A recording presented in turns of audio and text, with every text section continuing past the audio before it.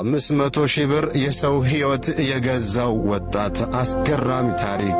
እስማኤል የተባለ ወጣት ከዓለም ባንክ ወደ ልደታ ፍርድ ቤት በመጓዝ ላይ ሳለ ቤተል አካባቢ ሲደርስ ከባድ ዝናብ ይጥልና ይጠለላል።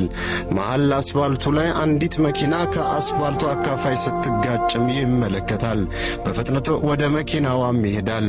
መኪናዋን ለመክፈት ሲሞክር ሁሉም በር እና መስኮት ዝግ ነው። ወደ ውስጥ ሲመለከት አንዲት ሴት ከመሪው ጋር ተጋጭታ ራሷን እንደሳተችም ይመለከታል። ከኋላ ትንሿን መስኮት በመስበር በሩን ከፍቶ ሲገባ ልጅቷ ላይ የደማች ነገር ባይመለከትም ራሷን እንደሳተች ግን አየም። ከሌሎች ሰዎች ጋር በመሆን ከኋላ ያስተኛትና የመኪናዋን ፍሬን ቼክ ሲያደርገው ችግር እንደሌለውም ይመለከታል። ምናልባት ሴትየዋ በህመም ምክንያት ራሷን እንደሳተች በመገመት ተባብረው ወደ ሐኪም ቤትም ያደርሷታል።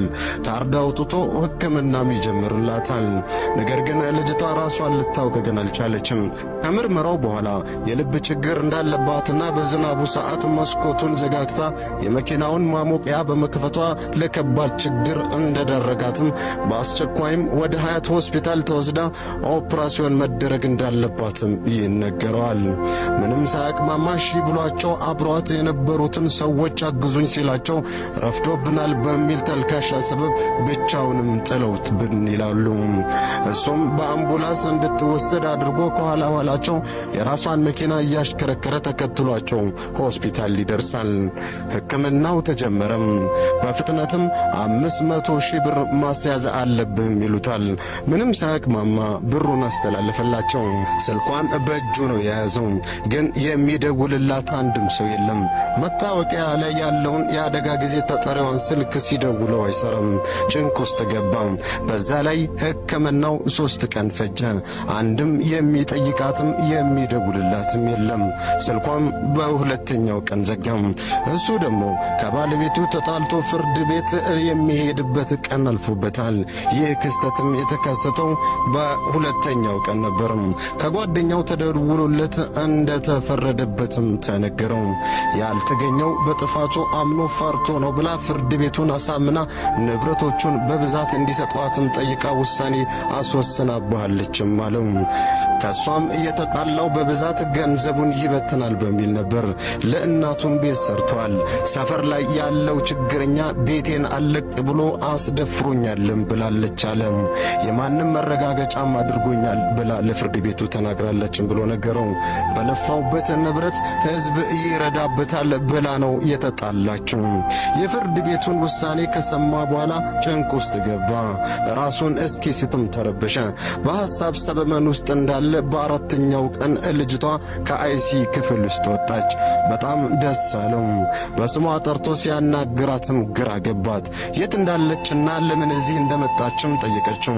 የተከሰተውን ክስተት ሊያስረዳት ሲል ግን ነርሷ የሀያት ባለቤት አንተ ነህ ብላ ስትጠይቀው አዎንም ይላታል።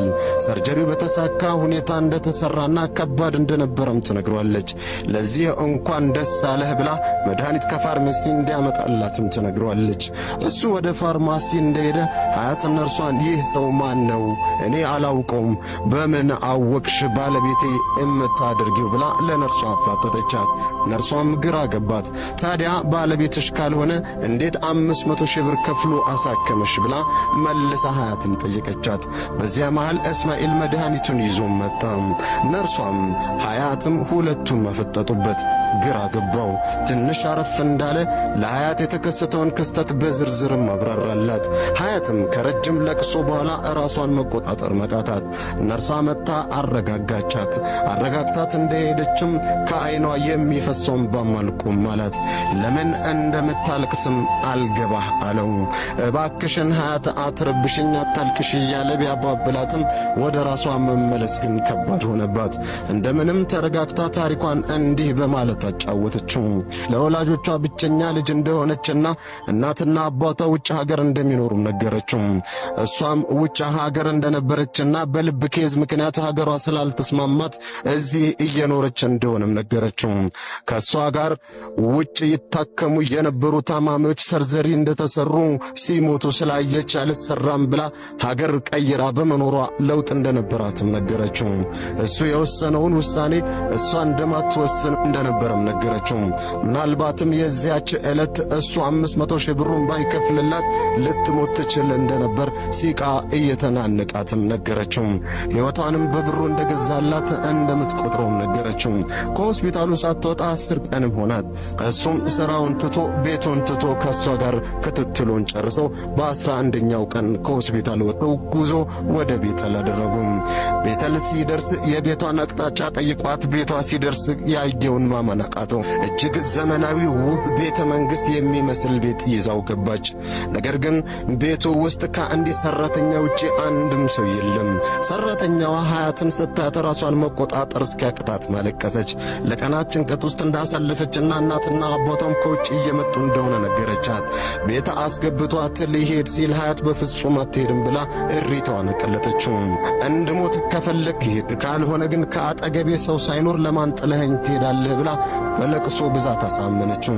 አባትና እናቷ ከሌሊቱ 7 ሰዓትም ደረሱ። ያዩትን ማመን አቃታቸው። በሕይወት የሚያገኟትም አልመሰላቸውም ነበር። ሰርጀሪ የተሰሩት ጓደኞቿ ስለሞቱ የእሷንም ፈርተው ስለነበር ሲያዩት እጅግ ጤነኛም ነበረች። ለሰዓታት ቤቱ የደስታ ለቅሶ ውስጥ ከቆየ በኋላ ሁላቸውም ተረጋግተው ጨዋታ ጀመሩ። እስማኤልን ግን ምን ያድርጉት? ምንስ ያድርጉለት? እናትና አባት ከእንደገና ቢወልዱትስ እንዴት ደስ እንደሚላቸውም ነገሩት። በነጋታው ከቤት ሊወጣም ከለከሉት። እሱን አምነው እንዲሄድ ቢያደርጉት ዳግም የሚያገኙት አልመስላቸው አላቸው። 3 ቀን ደጅ ሳይወጣ እስረኛ ሆኖም በዛ ቤት ቆየ።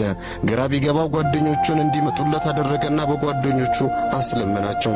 እሱ ግን በፍጹም አይወጣም አሉ። አባቷ ግን እስማኤል ከቤቴ የሚወጣው ከእኔ ጋር ከሆነ ይቻላል ብሎ በነጋታው አብረው ወደ መርካቶ የሥራ ቦታው ሄዱ። ሲሄዱ ግን አስደንጋጭ ክስተት ተከስቶበት እስማኤልም ተመለከተም። ሱቁ በፍርድ ቤት ትዕዛዝ እንደታሸገም ተመለከተ። ያ ሁሉ ደስታ በሐዘን ተለወጠበት። ምንም አማራጭ ስላልነበረው ከሀያት አባት ጋር ወደ ቤት ተመለሱ። የደረሰበትንም ችግር አብራርቶም ነገራቸው። አባትና እናት ታይተው በጣም ተደሰቱ። እስማኤልም ግራ ገባው። እንዴት ችግሬን እና የትዳሬን መፍረስ እየነገርኳቸው ይደሰታሉ እንዴ ብሎ ቅር ተሰኘባቸው። እነሱ የተደሰቱበት ምክንያትም አላቸው።